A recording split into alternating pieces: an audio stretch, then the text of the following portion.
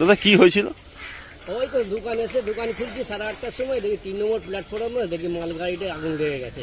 আবার ওই মালগাড়িটা যে শুনছি আবার আমাদের হকাররা ফোন করে বলছে যে উলুবেড়েও আগুন লেগে গেছে।